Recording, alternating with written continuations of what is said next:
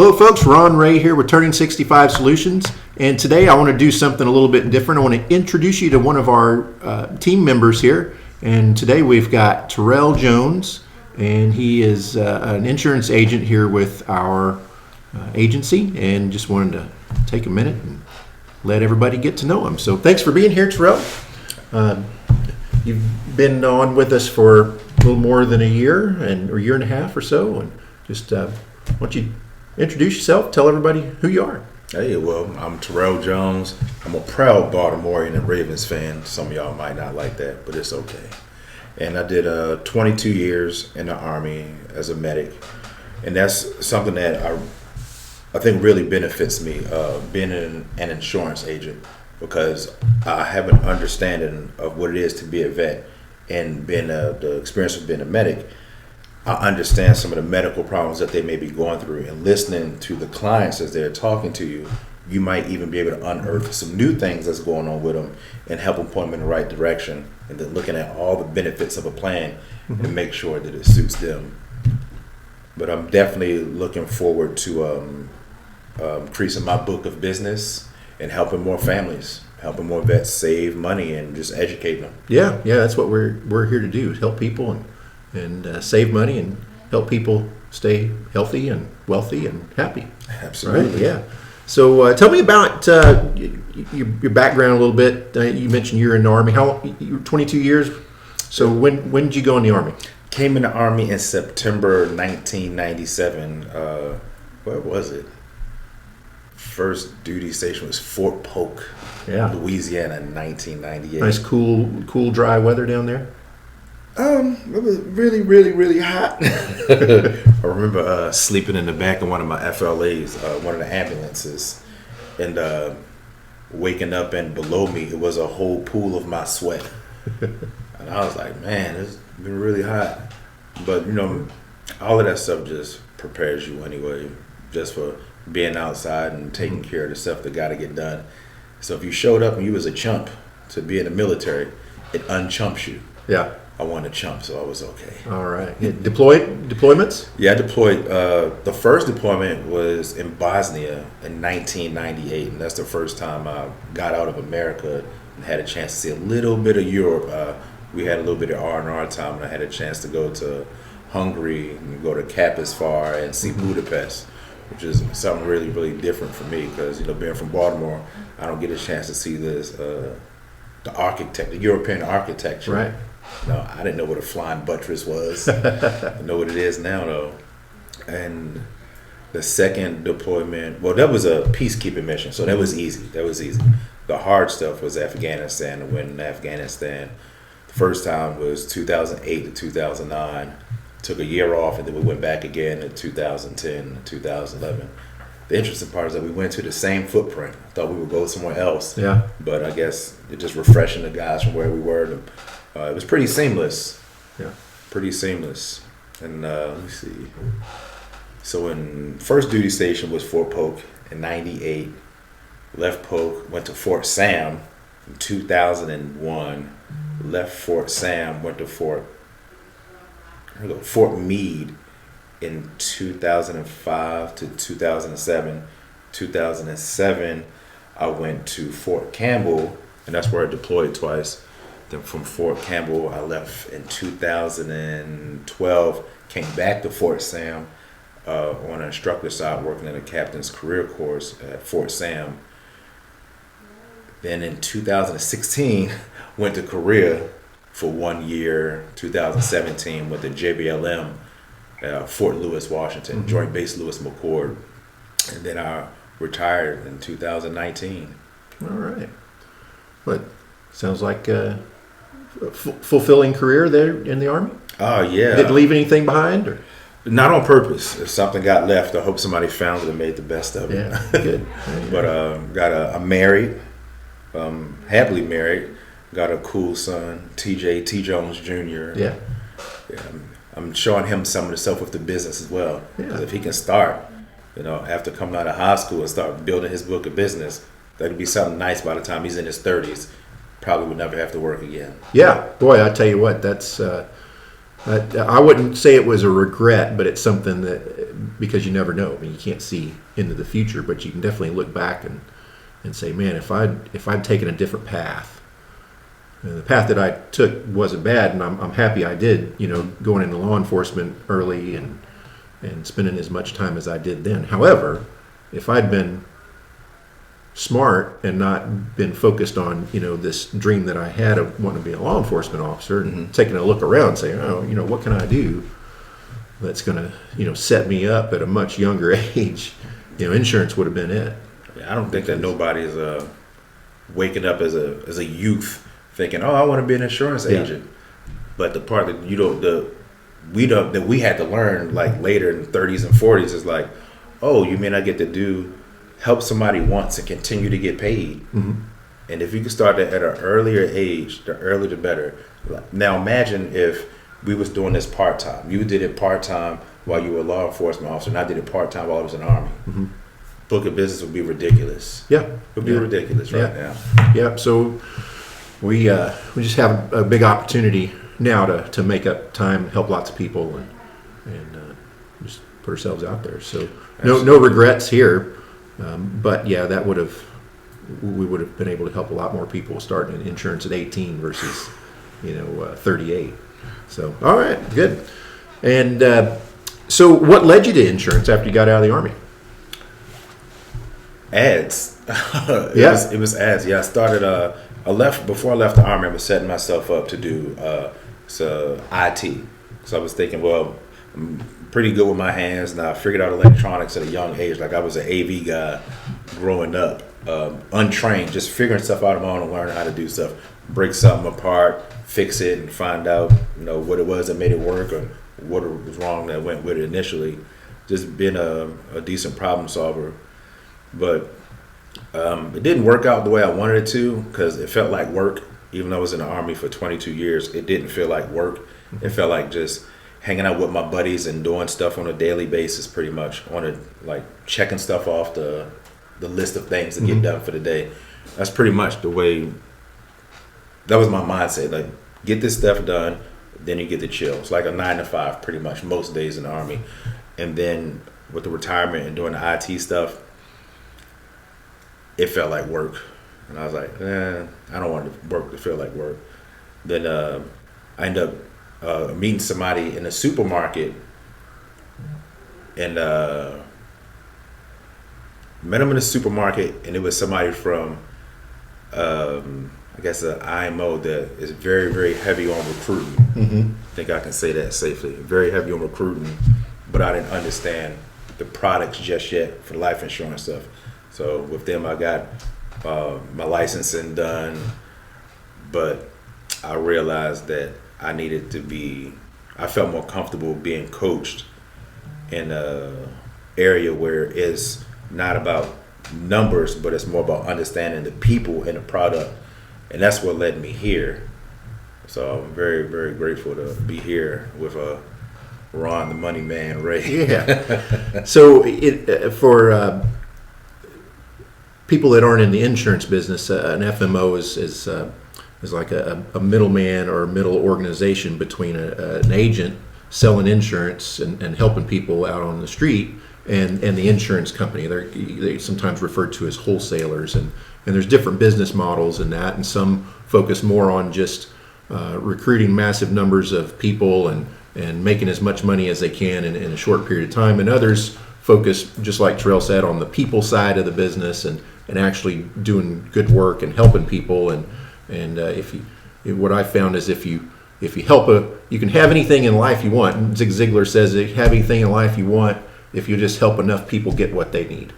And so that's what I've kind of focused my business around, is just helping as many people as I can, and then the rest takes care of itself. So glad you're here. Oh, me too. Yeah. And I think with my personality traits, it really works in place because I'm a person that likes to help, and it's very easy for me to help somebody and be genuine at the same time because it's natural for me. Like I'm a natural problem solver. Right. So that's why it was easy for me to be a medic, because like, I'm hurt. Where are you hurt? How did you get hurt? It's just problem solving. Same thing with IT.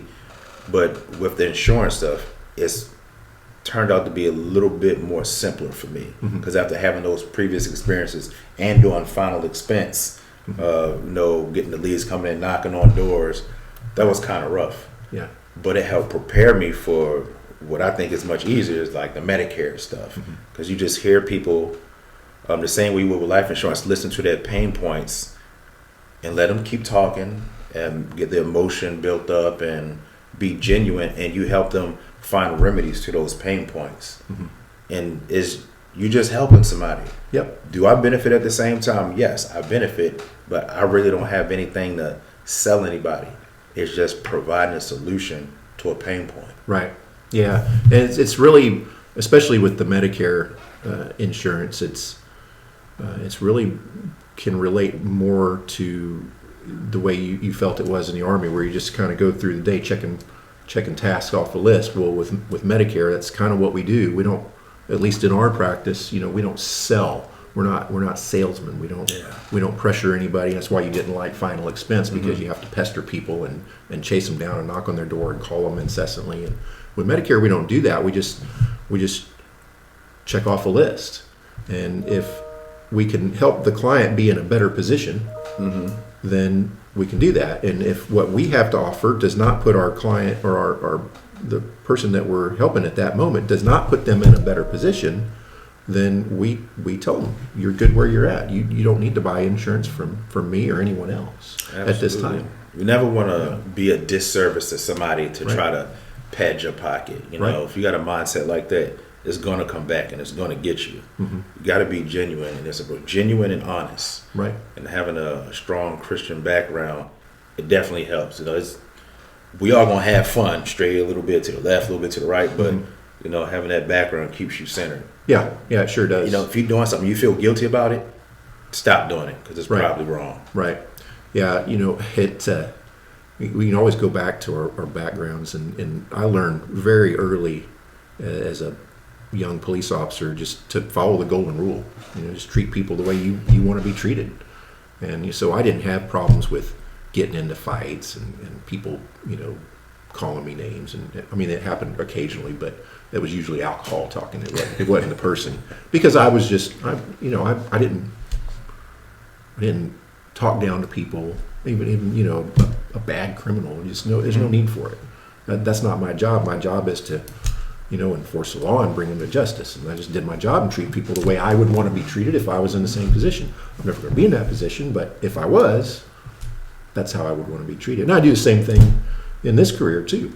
I'm a salesperson, right? So I part of this job is certainly selling, but there's different ways to do that. There's a bad way, a hard way, and that's what gives salespeople a bad reputation. And then there's a good way of doing it, and that's simply just treating people the way you want to be treated in the same situation. Absolutely. Yeah. And that's a good way, and I think that's what makes you and I work together so well. Is we're just kind of have the same values. Yeah, but I don't know if I'm allowed to say this, but we just simply put, just good ass dudes. Yeah. There you go. That's it. Yeah. So what's your area of practice now in insurance? What are you focusing on? Right now, what I'm focusing on is Medicare Advantage plans. Medicare Advantage plans and carriers that specifically highlight the vets. Even though it's for anybody, anybody can get it as long as you meet the qualifications. But these, some plans are backed by USAA, which would, a lot of military people know who USAA is, and just being able to work with those specific products and not worrying about everything else, it helps me focus and really get my niche. And focusing on the vets, I go to where the vets are. So I'm with the American Legion. I'm also a member of the VFW. I'm the member of my Chamber of Commerce for Shirts, Cibolo, and Selma area, which is on the outskirts of San Antonio. So I'm where the vets are. They call San Antonio Military City, USA. Yep. Shirts and Cibolo are both known as Purple Heart City. So I'm like in the heartland where a lot of retirees Yeah, are. right next to BAMC. Yeah. SAMC, I guess. Yeah. Changed the name a few times. over the years. BAMC, SAMC, Wilford Hall, Yeah. close to Randolph, close to Lackland. So really great hub. So target-rich environment. Absolutely. The hardest part about it is when you speaking to potential clients, some of the products seem too good to be true. It's like, so I can pay a lesser rate, keep using my TRICARE and going to the VA, and nothing changes for me, and I don't have to pay a monthly premium for this product. Correct. Yeah, It sounds too good to be true. yeah, You can save, close to like $1,500 a year. yeah. Obviously right there, possibly up to $1,500 per year by having a reduction in paying Medicare Part B. Yeah, People don't know. They get their Social Security check and get their disability and their retirement, and they think that's it. Well, you can reduce the amount you pay for Part B. What else could you do with that money? How else can you reinvest it for your household? sure. How else can you build financial wealth? Do you want to put that extra money into an annuity on a monthly basis? What is it you want to do? Right, buy groceries. Yeah, and some of them even have grocery programs as well. They can have cards with additional monies on it to help people on a monthly basis or on a quarterly basis. Right. Yeah. So a lot of the veterans that we work with on Medicare, the most common way to get on Medicare is to turn 65, and so that group is Vietnam era veterans, and we talk about investing and things like that, but a lot of folks in that group don't have a lot of money. Fixed income, Social Security, maybe they have VA disability. Most of them are not retired, so they don't have pensions, and so getting a little bit of money back on Medicare Part B go a long ways. Yeah, especially if you can get it for both heads of the household. Sure. That's a beautiful thing. So Yeah. instead of just saving that $150, now it's $300. Right. Yeah. And I just try to think of other things that we do. What other things that we can do for veterans besides just help them find a good or a better Medicare Advantage plan. You want to talk about that for just a minute? Oh yeah. So besides just helping out with the Medicare Advantage plans, some vets just don't realize that it's different organizations outside of the American Legion and VFW that are willing to help. You got like the DAV that's willing to help. In Kamal County, they have I think the Veterans Office. That's where I went and I filed a claim for me, and it was like 16 minutes. Yeah. And so instead of me going to like the big Audie Murphy VA in downtown San Antonio area, I didn't have to. 16 minutes in Kamal County area. Right. So in the state of Texas, every county has a VA, a veterans department, and their job is to advocate and help veterans get what they need. I'm living proof it works. It worked for me. 16 minutes getting something done with the VA. Pretty much unheard of. And I told that guy, I was like, hey, you got a pretty cushy job because people don't know about you. Yeah. Well, I think we're going to change that. Absolutely. Yeah. Oh, I got a few of his business cards, and I make sure that the guys that I talk to, the circles that I'm in, but whether it's with the Military Affairs Committee or the Chamber of Commerce, the VFW, or American Legion, I'm putting his card out there, and I'm gonna educate people about, hey, if you need to file a claim, this is where you can go. Right. It's easy to schedule, no long lines, and it's quick. And the guy's an absolute professional. Right. So I've really seen within the Medicare area of practice in insurance, there's different segments of population that you can work with. There's low income, there's diabetes, there's chronic illness, and there's more affluent, wealthy people, and all of those are pretty well served. There's a lot of agents that work in Medicare insurance, and those segments are pretty well served. What I found was that the veterans were really underserved, and in a lot of cases mistreated, and so I've kind of made that a focus and opened our Veterans Services and Advocacy division here at Turning 65 Solutions, and glad to have you, working in the VSAD with us. And so what we do is not only just sell Medicare insurance, but we help with that advocacy if we need to make connections with different organizations or groups that can provide services that we don't provide, but we know the people that can do that, and that's what we do. We just hear too many stories from veterans about having bad experiences or being mistreated by the VA or getting bad information from an insurance agent. For instance, retirees that are on TRICARE for life. So many insurance agents for so long have been trained not to help people on TRICARE because there's a myth that you will lose your TRICARE, but that's not true. And so we're trying to dispel some of those myths and help everybody get all the benefits that are coming to them.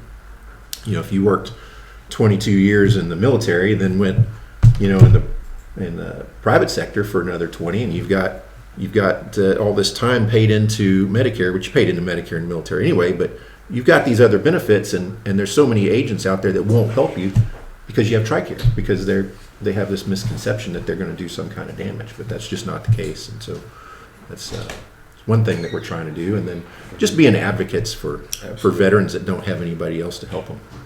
I know this year, probably not even halfway through the month yet, but I was on the phone with a potential client, and I was listening to his pain points, and I guess having that medical background and having a good understanding of some of the red flags that people might mention that somebody else might miss, but me having this ear, I was like, hey, do you mind if I call the what is it called? I think the Veterans Crisis Line.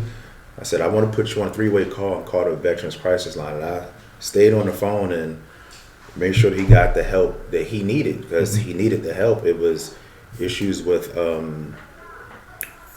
loneliness and not getting the proper attention and care that he needed. And I knew that definitely had to reach out and get that guy some help. Yeah. And in addition to being able to help him,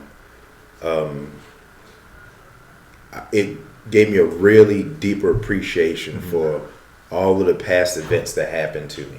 Yeah. Because it was, I don't know, I was doing the Lord's work. It's pretty much what it was. Yeah. Doing the Lord's work. Nah.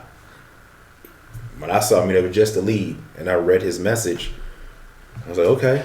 And I called him, and I could hear the passion and pain in his voice. Yeah. I was like, yeah, this is a little bit deeper. He needs some help. And I called him and shot him a text message a few times, following up, see how he's doing.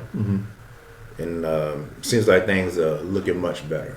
Good. Yeah, that's a good deed. Do a good deed every day. And the interesting thing, it may not be obvious to everybody, but is I was not in the military, but in law enforcement, I worked with a lot of military people, and I feel like I have a pretty good grasp of the veterans' needs, but not having been there myself, I can't truly relate. But that's where you have an advantage, is you've been there. Yeah. Not the same era. Yeah. Different wars, but war's hell wherever you go, right? And so I think that's where you really are able to help more than any other agent that's out there doing this business. And in addition to that, understanding how prideful some veterans can be, thinking that we might not need to file any more claims, I get enough money already, or I'm already good, I'm already taken care of, when in fact that things could be better and they just don't know. But, because we've been carrying ourselves a certain way in such a long period of time, not showing any signs of weakness or anything, we got to be the experts in everything. You're not the expert in everything. Nobody's an expert in everything. Everybody needs help. Yeah. And that's the things that I let people know, like, hey, I understand that you got things taken care of, and I'm glad that an agent helped you get this far. However, are you aware of these additional benefits? Are you aware that it's programs to help you do this? Are you aware that it's this entity over here that will work hand in hand with you to get you to a 100% compensation rate from the VA. Right. Are you aware that you don't have to pay as much for Medicare Part B? Yeah. Yeah, and something else that I've been discovering too is there's a lot of scams out there too. Oh, yeah. For veterans, especially on getting ratings increased. I've talked to several vets that said, "Yeah, I paid this guy $200, never heard from him again," and so that's what we're really discovering, trying to weed out, and so just helping lots of people and doing good and being good guys. So so that we'll just kind of wrap it up at that, and tell you if you need help or would like to hear more about what we do and the services that we provide and the things that we can do for you, just give us a call. It's 830-217-6711, and you can reach us here. Also check us out on the web at www.t65s.com. We'll have under the resources page on that site, there's several more videos about veterans and more specifically veterans Medicare issues. So check us out. We hope you enjoyed the interview today. Thanks, Tarrell, for being here. Appreciate it. Thanks for the invite, Ron. And if you found this information helpful, give us a thumbs up on the video down below. That helps YouTube get this video out to other people who are seeking the same information that you were today. And don't forget to subscribe to the channel so you can be notified when we upload a new helpful video. We're going to do a whole nother series on veterans issues and Medicare, and have more guests, not necessarily related to insurance, but disability, long-term care, aid and attendance. That's another benefit that veterans can get, and we've got a network of professionals that help in those areas that have been vetted and no scams guaranteed. So no scams. All right. So thanks, Tarrell, and thanks everybody for watching. We'll see you on the next one.